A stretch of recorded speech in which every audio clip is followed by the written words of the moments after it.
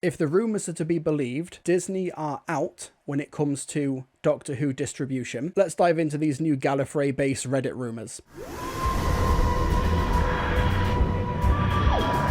This was on Reddit from CoolCover2327. I'm basically stealing a tweet screenshot because I am not on Reddit. A leaker active on Gallifrey Base and the Doctor Who leak Discord who has previously accurate about the initial Disney Plus deal in 2022 claims that the BBC is currently in advanced talks with a potential new partner. This new partner is said to be on a similar scale to Disney, but the negotiations are reportedly more complex this time around. According to the source, the new partner is pushing for greater creative control following the underwhelming outcome of the Disney deal, believing that the show needs to, quote, take itself more seriously and shift its focus towards an older teenage audience, something akin to Stranger Things, based on how Doctor Who initially performed with that demographic on both Disney Plus and the BBC. However, Russell T Davies is said to strongly believe that the show's fun, campy tone, the approach taken during the 2005 revival, is the key to its success. The potential partner is reportedly already backed by a mix of fresh and seasoned creatives, many of whom they've worked with before, who are enthusiastic about the potential deal and eager to get involved in any way they can. However, RTD remains cautious, as he is known, particularly when it comes to Doctor Who, for being highly selective and protective about who he collaborates with and allows to write for the show. At this stage, both the BBC and Bad Wolf are reportedly backing Russ T Davies' vision, who is looking to stay on for at least 3 more seasons, but they're also aware of the financial challenges of continuing the show without a major partner. That said, there's apparently a contingency plan in place, which could involve a shortened season or annual special if necessary. It's an interesting topic to talk about. I'm assuming that Disney are out, considering the fact that it has been over 2 weeks since the broadcast of the reality war, and we are literally none the wiser for the future of the show. If there's going to be a new season, if there's going to be any more specials when it comes to Billie Piper, or if she's just a placeholder Doctor-esque character while they find a official 16th Doctor.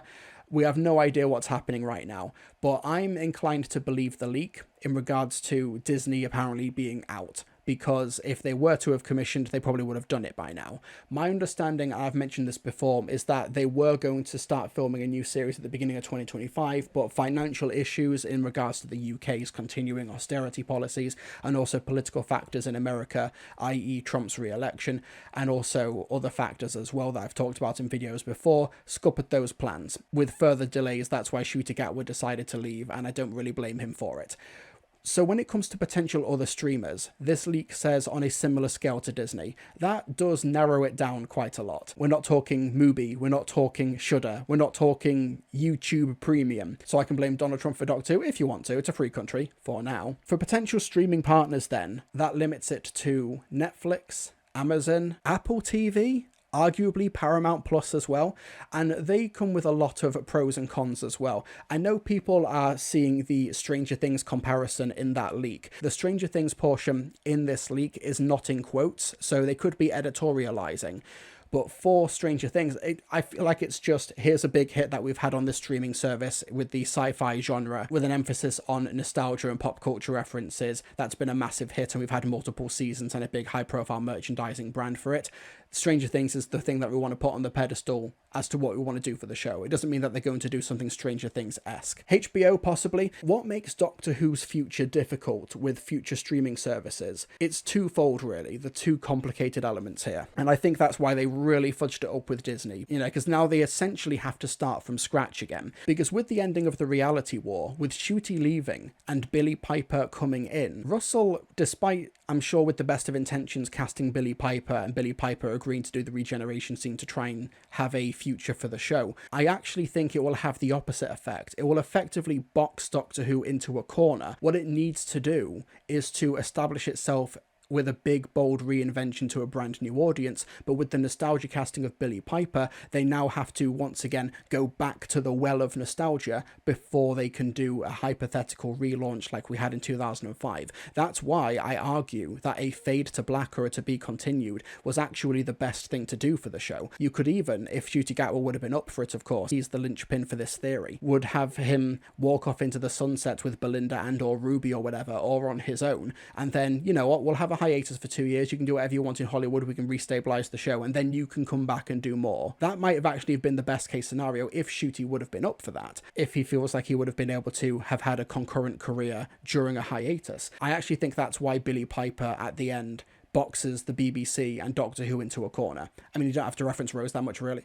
It's Billie Piper. Even if you don't reference Rose, it's still seen from the outside as a massive nostalgia grab and a move of desperation. It just looks desperate. It might have some intrigue or some social media clicks or some headlines generated from Billie Piper's casting. I don't think that's going to manifest in viewing figures because it looks like desperation, and I don't think audiences will show up for desperation. I think it will actually have a contrasting effect on Doctor Who's viewing figures, not a expanding one. The complicated elements for Doctor Who moving to a new streaming co-production platform, it's twofold. Firstly, it's BBC. They'll want to have the main distribution in the UK, like they did with Disney, and then international territories, that's where an international streaming service will come in. That's fine, I understand that for Disney, but they'll have to try and do it again for another streaming platform, which means that Netflix or Amazon or Apple will not have full editorial control, and that might scupper them somewhat. That might give them some cold feet when it comes to investing money into a show if they don't have full creative autonomy or distribution autonomy over the show. The only solution to that would be the BBC just outright selling off Doctor Who, which I don't think is on the table, just to clarify. I don't think that's on the table, but that's what it would require for a streaming service to be all in on Doctor Who. And when it comes to Doctor Who's back catalogue,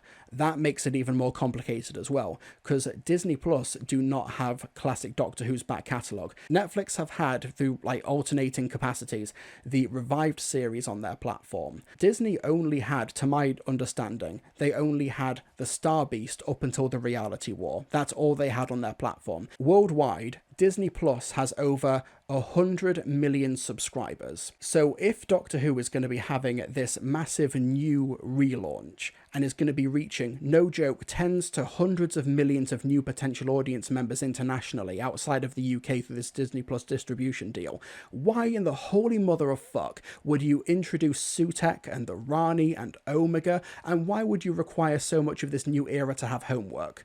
Jesus Christ, I don't get the thought process. It was, I keep saying, massive unforced error. There's no need for it. It makes no sense creatively or logistically if you want to try and bring in a brand new audience why you'd tie the show to the past, unless classic Doctor Who was on Disney Plus. Which it's not. It's currently on HBO Max, isn't it? RTD presumably wanted to get Disney to take the classic series too, but unless that's guaranteed, you don't hedge your bets on that. It's still really bad creative decisions. In America, you need Tubi/Max/Disney Plus for all of Who. Yeah, the fragmentation of Doctor Who's past, it's a logistical headache, and I get that, because there's so much of it, and there's so many different eras, and there's rights issues and stuff, but with that being said, if it is like that, why would you have so much of the past being homework? 100%. It's like Tales from the TARDIS having that Pyramids of Mars omnibus re-edit. That's really cool. That's a nice bit of additional material. But it's only available on iPlayer in the UK or on the Blu-ray box set when it comes out. Like, you're still fragmenting the audience and making the essential homework that you're basing the season 1 finale, and you're fragmenting it and you're making it harder to access. It's so stupid. If you have a streaming service that has all of Doctor Who's back catalogue, that doesn't become as much of a problem.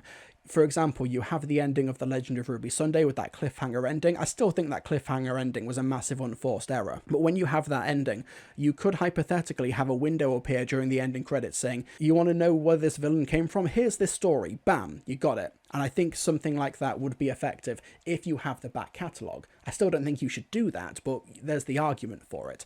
But if you're reaching over 100 million new people through Disney Plus who don't have access to that back catalogue, it makes no sense. It's a really stupid decision. So in America, it's available on HBO and also Hulu and BritBox. So either way, it's fragmented. So any deal with a future partner, any future streaming platform might be contingent on having access to that back catalogue, which in a era of streaming, of get as much content, get as many minutes watched as possible, could be really good. BBC iPlayer figures routinely have Doctor Who in like the top 5 most watched programs for the year, even if not many new episodes come out, because there's just so much in the back catalogue. It looks really good for the metrics. Amazon kind of already have access to that through their digital rental service and their digital video services, so they might actually be most likely to facilitate a deal. Honestly, I don't think you need Classic Who, you just need Modern Who. No, it's good to have it, but it also depends on the stories that you're wanting to tell. If you are doing a sequel to Pyramids of Mars, if you are doing a story with the Rani and Omega, then you want to make sure that brand new audiences have access to that material, and the fact that they don't, and it's fragmented, and you shouldn't be telling those type of stories anyway. I keep repeating myself, massive unforced errors. So let's break down who these potential streaming services could be. Firstly, you've got Netflix. Netflix, I think, might be a good get for Doctor Who, because of course we have Stranger Things. Netflix are also really eager to get into the UK market, particularly after the success of Adolescence. Adolescence, which is the Jack Thorne and Stephen Graham drama, it became a bit of a flagship moment for the UK TV industry, where the first episode of Adolescence, on the week that it came out, it was the very first time that a streaming show was the #1 most watched show of the week according to BARB viewing figures. And Adolescence now, worldwide, has become the second most popular and second most successful English language drama worldwide on Netflix after Stranger Things. They have also recently acquired Sesame Street, and they also have a deal with YouTuber Miss Rachel. They're wanting to get more into younger audience content. They're wanting to get into children's entertainment. With Sesame Street and Miss Rachel, it's preschool, but with Doctor Who, that could be a nice little feather in the cap to sort of act as a transition from Sesame Street, Miss Rachel, etc. to Doctor Who, to Wednesday and Stranger Things. Also, at Netflix, you've got Charlie Brooker, who might be a bit fed up making depressing Black Mirror stories every couple of years, so they might want to do something a bit more cheerful. Netflix basically makes so much money, but they're also wanting to burn a lot of money just to create a lot of content and to create a lot of media. Netflix are going to want a big genre-defying tentpole sci-fi show when Stranger Things comes to an end later this year. Doctor Who could be that show. I'm just sort of speaking in hypotheticals here. I'm sort of doing my pitches, my pros and cons. One issue with Netflix, though, once again, is that it would depend on how much they promote the show outside of the UK, and it would also depend on whether or not they have access to the back catalogue of Doctor Who. This particular issue applies to all prospective streamers, by the way, not just Disney, but because Disney Plus co-financed and co-produced and co-distributed from the Star Beast up until the Reality War, would they have exclusive streaming international rights to those particular episodes? If so, that's a massive issue if you have Billie Piper as the next Doctor, because that's a cliffhanger ending from the Reality War, so you're further tying the current next era of Doctor Who to the past of the show, which once again is a massive issue when you have Billie Piper regenerate as opposed to a Fade to Black. Like I said, I can understand in theory that having Billie Piper be the next Doctor generates content, generates clicks, and also, oh, we have to continue because it's a cliffhanger ending, but I actually think it's had the adverse effect that having that cliffhanger ending is making it more impenetrable, particularly if you're going for a different distributor. What could happen is that the BBC, and maybe Disney, just a little bit of cash here and there, fund some specials with Billie Piper to say goodbye to the Bad Wolf era, or say goodbye to this particular era and creative team, and then it moves on to something else. I mean, you don't have to mention too much Reality War, just say Shin and Billy recently. It's execution dependent, but then again, that's what we said about Ncuti Gatwa with the Bi-Generation.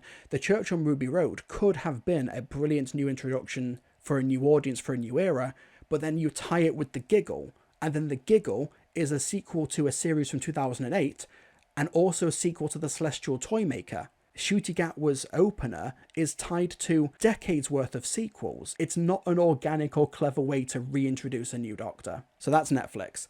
Amazon is also another potential avenue, another potential streaming service. Amazon have recently acquired James Bond. They might be wanting to have more cultural footholds in the UK. But they might also conversely think, we've got James Bond, why do we want Doctor Who? Creatively, though, Mike Flanagan is with Amazon now. He's been doing work for Netflix for years, Haunting of Hill House, Haunting of Bly Manor, Midnight Mass, etc. He's a massive Doctor Who fan, and he's one of my main picks for who I think would be a great showrunner for the series. But he's recently moved from Netflix to Amazon for a new Carrie series. Carrie, the Stephen King book. He's doing a mini-series adaptation. I think he would be a great showrunner for Doctor Who, and he's currently at Amazon. Amazon spent like $1 billion on a Lord of the Rings series, and I don't think that has paid off for them. But if they're willing to pay $1 billion for a Lord of the Rings series, they could maybe spend 30-40 million pounds or whatever to get some episodes of Doctor Who made. And once again, if they have the back catalogue, it becomes a much more lucrative deal. The main wild card for Amazon, though, is Jeff Bezos, the guy who was at Trump's inauguration and is basically, with that, ideologically against a show like Doctor Who. Not just the diversity of, like, you know, queer creatives, a black doctor, female doctor, etc., but also antithetical to stuff like, you know, science, medicine, doctors. He's a bit of a wild card creatively, so I don't think that he would want to create a Doctor Who series or fund a Doctor Who series unless it toes a very particular political line. But Doctor Who did that pro-Amazon episode. They did, yeah, okay. When pitching a Doctor Who Amazon streaming service, they show him Kablam and the Interstellar Song Contest. And Jeff Bezos would be like, I'm on board with this. Next up, we have HBO/Max. That would be risky, because while HBO has a history with having Doctor Who on the streaming server, they are currently a sinking ship in terms of like finances, in terms of licensing. Creatives are fleeing that sinking ship because of everything that David Zaslav is doing creatively to that company. So that would be quite risky. That would be a very tumultuous company for Doctor Who to attach itself to. However, they are also funding that new Harry Potter series, and they're going huge on it. They are building currently, as we speak, a £1 billion studio/town/complex to house the new series of Harry Potter for HBO, which includes a animal sanctuary and a privet drive that they will have complete creative and logistical control over. They are betting the farm on this new Harry Potter series, and they might think, let's maybe save some money by not funding Doctor Who again. Next up, we have Paramount. Paramount are desperate for anything, and I think if the BBC and Bad Wolf go to them, they're basically guaranteed a blank check, but they are not guaranteed stability. We also have Apple TV. Apple TV could be the outsider player here. When the leaker says that they are talking in advanced talks with a potential new partner on a similar scale to Disney, Apple, as a corporation, are on a similar scale to Disney. It might be difficult for them to get yearly seasons, but they might have the creatives who work on stuff like Severance. They might have the production infrastructure that made a show like Ted Lasso as well. They might just want to have a foothold in a genre show that rivals Stranger Things on their streaming service. So Apple TV could be an interesting one. Apple TV is how you lose a massive chunk of your viewers, but if you have the Doctor Who back catalogue on there as well, including the revival, including the classic series, Netflix and Amazon are the biggest streaming players in town, along with Disney, but you do also have these other big companies like Paramount, like HBO, like Apple, who are so desperate and starved for content. And like in the case of Paramount, they went to war with HBO over Star Wars stuff. There's like ongoing lawsuits with that as well. Apple TV needs an IP, they'd probably want it. Yeah, they probably would. Like I said, I think that Amazon and HBO are the riskiest ones when it comes to the future success of the show. You probably get more creative freedom with Paramount and Apple. Netflix, I think, are the safest pair of hands, honestly. And I understand that people are worried that it might become homogenous, but Netflix, honestly, if you have the co-production with BBC and Netflix, that could actually result in something good, where that is mutually beneficial to both parties. Paramount partnership means we could get the new Doctor Who Star Trek crossover Anderson's Childhood. That's true with Paramount, but also Paramount's got their Star Trek, what's it called? Brave New Worlds? Strange New Worlds? That's coming to an end. It's its 5th and final season, am I correct? I don't follow Star Trek, I apologise, but I understand that their current Star Trek iteration is coming to an end now. Also, somebody mentioned this on Twitter. I cannot claim credit for this observation. Slow Horses for Apple TV, that has yearly seasons. You know, if you want yearly Doctor Who, Apple could be the way to go. SNW hasn't released yet, but season 5 will be its last. Okay, like I said, I don't follow Star Trek at all, so thank you for Slow Horses, fantastic, by the way. Yeah. What's that one with there's that TV show with Kate Winslet. Apple are so desperate for broke content that they will just throw money at the biggest names. If you want a big name as the Doctor, Apple is the way to go. If you want a big stunt cast like Helen Mirren, Pierce Brosnan, Tom Hardy as the Doctor, you go to Apple. Strange New Worlds, here we go. Series 1 2022, Series 2 2023, Series 3 2025. I presume that was impacted by the writer's strike. Series 4 2026. Yeah, okay, so Series 5 will be the last one. Strange New Worlds. Oh yeah, like Tom Hardy is going to relocate to Cardiff. If the check's big enough. Yeah, Hayley Atwell as well. Honestly, if we were in a different timeline, and it was like, oh, Doctor Who is moving to a streaming service, and this was like a brand new conversation. It's like, is it Disney or Paramount or Netflix or Apple or Amazon? I would be like, yeah, go for Disney. Disney's the ideal place, especially if you can get the back catalogue. That would be great. But they fucked it up. Like, no, that sounds violent. I want to emphasize, Russell T Davies and the folks over at Bad Wolf, with the Disney Plus distribution deal, were handed an incredible amount of resources, an incredible amount of goodwill and capital, and a massive platform and a brilliant cast, especially with Ncuti Gatwa leading the charge there. And they genuinely, through terrible creative decisions, brought us back to square one, where the power of the Doctor, the original ending was that Jodie Whittaker would regenerate and it would fade to black, and we don't know what's going to happen with the show. And then we were basically given a Hail Mary with the Disney Plus deal and Bad Wolf, and we're back to square one again. And I think what we need, regardless of which streaming service picks this up, whether it's Mike Flanagan or J. Michael Straczynski or Charlie Brooker or whoever they get to showrun, whatever, future conversation, the problem is that we need the reset. A couple of years ago, you could have gotten away, maybe, with a continuation. But now, after Glup shittos as far as the eye can see, after a Billy Piper regeneration, after a bi-generation, all this stuff, the show has just been boxed into a corner now, where it needs a hard reset now. It has now become impenetrable to an outside new prospective audience, and the creative decisions that they're making now look weak and desperate. It needs the reboot. I'm sorry. We are at that point now, and I'm willing to call it there. I think that maybe a year or two off could be good, but if they want to keep the momentum going, I think they just do what they did in 2005. Like I said, this leak from Reddit may be editorializing, so I'll play a bit of devil's advocate there and preface what I say with this, but Russ T Davies is said to strongly believe that the show's fun, campy tone, the approach taken during the 2005 revival, is the key to its success. If this is an accurate summation of what Russ T Davies genuinely thinks, then it's massively out of touch. I'm really sorry. The show in 2005 did not become a massive overnight success because of a campy tone. It became a massive overnight success because it was given great legitimacy because of the increased production values and the casting of Christopher Eccleston and the surprise revelation of Billy Piper being one of the most talented people on the planet. And the campy tone was a fun incidental detail, fun little quirky moments like a burping bin, like a, playing Toxic, playing Britney Spears on Platform 1 in the year 5 billion. Stuff like that is fun incidental idiosyncrasies. What made it work in 2005 was what this streamer says is taking itself more seriously. I'm not here to say that Doctor Who is very serious and you must be very, very serious show. Kids can't be in it. I feel like Professor Frink in that Simpsons episode. Here's the little ball trolley thing. Oh, can I play with it? No, you can't play with it. You won't enjoy it on as many levels as I will. All of that. I feel like that at the moment, but I think it does need to take itself more seriously.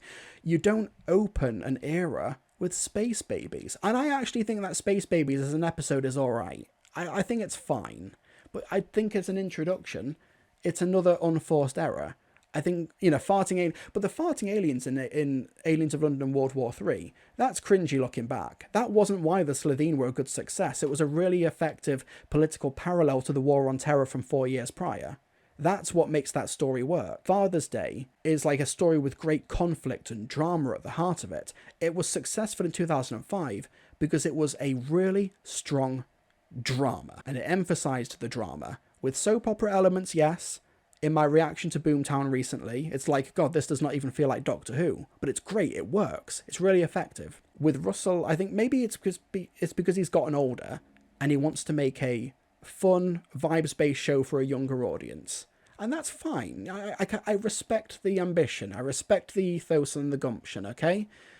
But that's not what made Doctor Who work in 2005. It wasn't. So I think it needs a soft reboot. Keep it in the same continuity, but it does need a reboot. It needs a hard reset where you have a strong drama for 6 to 8 episodes, focus on the characters, focus on the monsters, and I think that's one element as well. I need to do like a full-blown breakdown post-mortem. Yeah, you get characters like Lux, you get the Miss Belinda Chandra bots. We recently had the unveiling of the back of the Season 2 Steelbook. And, you know, it's really cool. It's a great piece of artistic design. We have Mrs. Flood, who basically gets thrown away as soon as Archie Panjabi shows up. You've got Lux, really cool. You've got a Andrew Tate podcast grifter and the Miss Belinda Chandra bots. I think this is kind of indicative of the show's lack of focus for the monsters and the fun sci-fi elements. If this was a season 1 box set, you could really, I know that they didn't, but you could really go full hog on like the Gelth, the Slitheen, the Daleks, the Reapers, the Jagrafess, Cassandra and the Mox of Balhoun, the Autons, etc. You have on the back here, you have 3 humans, a robot and a cartoon character. There's just not a lot of the genre trappings you kind of expect with Doctor Who. And I'm not here to say, Doctor Who was better when it was just about fighting monsters.